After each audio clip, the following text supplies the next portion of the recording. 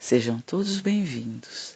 Que a paz, o amor e a luz de Jesus envolvam nossos corações e que possamos caminhar de mãos dadas com Jesus, seguindo seus passos, seus exemplos, para que a cada novo dia estejamos mais próximos de Deus. O tema da nossa preleção de hoje está no Evangelho segundo o Espiritismo, capítulo 10. Bem-aventurados os que são misericordiosos. Nós vamos falar hoje sobre o item 1, perdoar para que Deus vos perdoe. Vamos ouvir o que nos diz o Evangelho. Bem-aventurados os misericordiosos, porque alcançarão misericórdia. Mateus capítulo 5, versículo 7. Se perdoardes aos homens suas faltas contra vós, vosso Pai Celestial também perdoará vossos pecados. Mas se não perdoardes aos homens quando eles vos ofenderem, vosso Pai também não vos perdoará os pecados. Mateus capítulo 6, versículos 14 e 15. Se teu irmão pecou contra ti, cobra-lhe a falta a sós, entre ti e ele. Se ele te ouvir, terás ganhado teu irmão.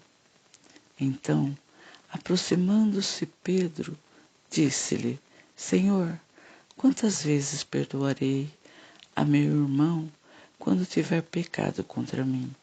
Será até 7 vezes?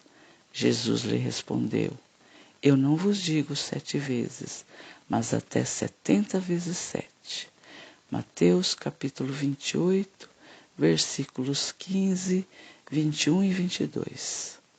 A misericórdia é o complemento da doçura, pois aquele que não é misericordioso não poderia ser dócil e pacífico. Ela consiste no esquecimento e no perdão das ofensas. O ódio e o rancor denotam uma alma sem elevação nem grandeza.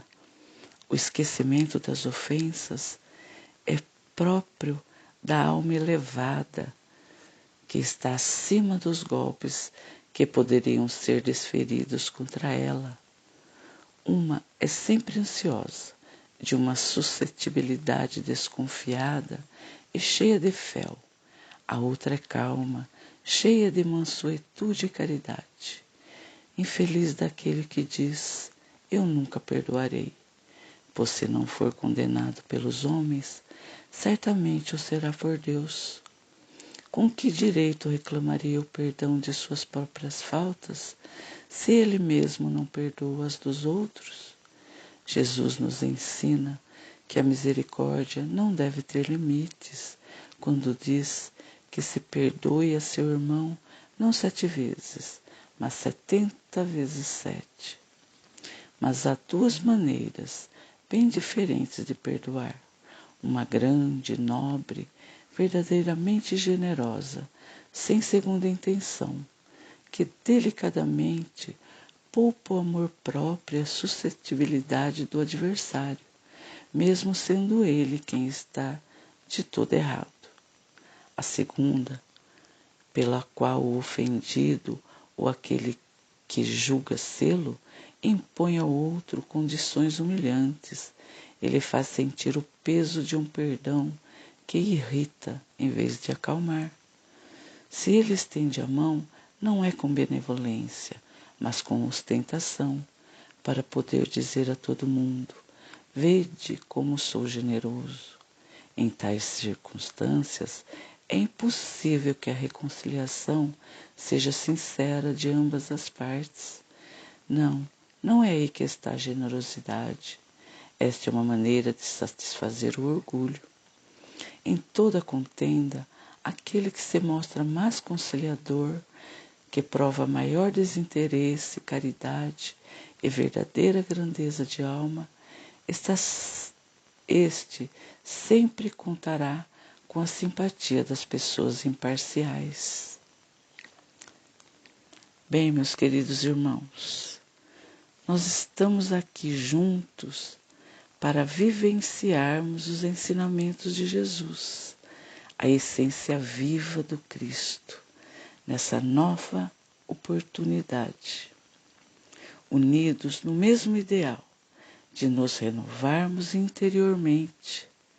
Mas se tem uma coisa que nós sabemos é que ainda não somos perfeitos. Então, quem nunca errou, magoou ou ofendeu a seu próximo? E quando reconhecemos que erramos e nos sentindo arrependidos, devemos ter a humildade de pedirmos perdão e pedirmos para que a pessoa nos perdoe, releve, esqueça a nossa falta. Mas quando pedirmos perdão ao nosso próximo, não devemos querer ou ter pessoas como testemunhas para dizerem a nós como somos humildes e generosos, né? Pois isso é entre nós e a pessoa que magoamos. Que tenhamos Deus por testemunha, que conhece a verdade de nosso coração. Nós também devemos conquistar a virtude do perdão, para perdoarmos quem nos magoam, nos ofendem. Jesus é o caminho, a verdade e a vida. Ele é nosso mestre, nosso irmão e nosso médico. E seus ensinamentos são remédios para nossa alma, nosso coração. O perdão é um remédio, pois perdoar sara as feridas causadas em nós mesmos. Observem que quando causamos um ferimento em nosso corpo, esse ferimento sangra. Depois de alguns dias, forma uma casca. E quando está quase cicatrizando, se nós coçarmos essa ferida, ela começa a sangrar novamente e demora a cicatrizar. E ficam as marcas, não é mesmo? Acontece o mesmo quando nós nos sentimos magoados, ressentidos com as pessoas que nos desagradam, que nos ferem.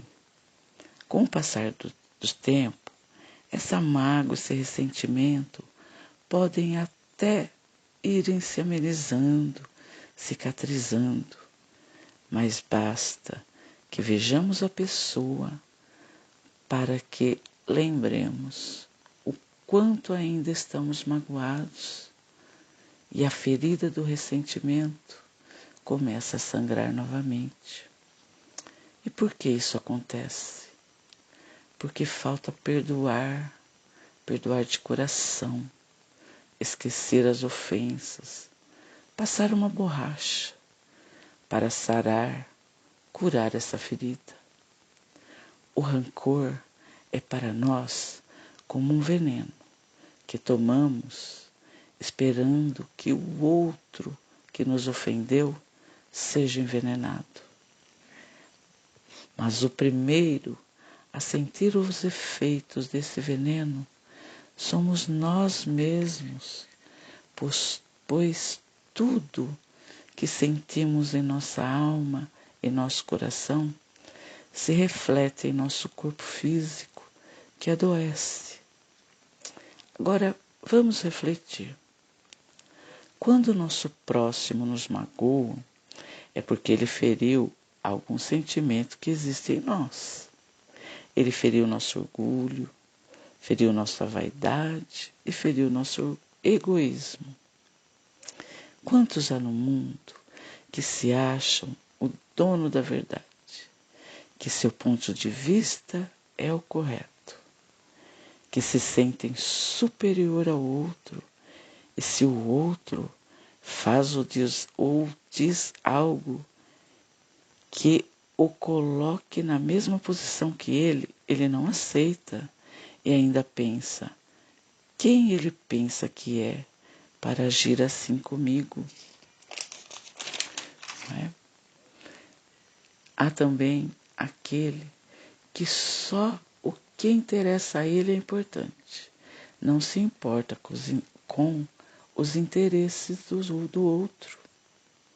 E quando são contrariados, se magoam, se melindram. Vamos refletir. Quando o nosso próximo nos magoam, nos ofendem, ele está sendo, de certa forma, um instrumento para que nós nos conheçamos. Ele vem para acionar o nosso comportamento diante das ofensas. Quando Pedro pergunta a Jesus se deve perdoar 7 vezes, Jesus responde: em verdade, deve perdoar 70 vezes 7 vezes. Jesus vem nos dizer que devemos perdoar infinitamente, sem limite, pois uma pessoa de bem não conta virtudes, não dosa o amor.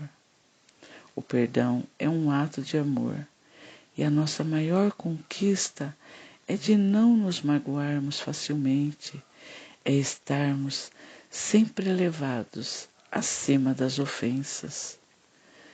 Como nós podemos dizer que amamos a Deus, que é a lei do amor, se não perdoarmos nosso irmão, que também é filho de Deus, uma centelha divina? Irmãos, quando perdoamos, nós liberamos o outro e nos libertamos das algemas que nos prende ao ressentimento. Ninguém caminha e evolui sozinho. Estamos juntos para aprendermos e evoluirmos. Vou contar para vocês uma história. Era a época de um inverno rigoroso, com temperaturas muito abaixo de zero. Sentindo muito frio, os porcos-espinhos se uniram um pertinho do outro para se aquecerem, mas perceberam que estavam se ferindo com os espinhos uns dos outros. Então, resolveram se afastarem e ficarem sozinhos. Mas alguns morreram de frio. Então, entenderam que precisavam e deveriam ficarem juntos. Então se uniram novamente, mas tomando todo cuidado para não ferir o outro e perdoar os espinhos do outro. Irmãos, lembremos que antes de pedirmos perdão a Deus, perdoemos a quem nos ofendeu e reparemos as ofensas que praticamos com o nosso próximo. Que assim seja, graças a Deus.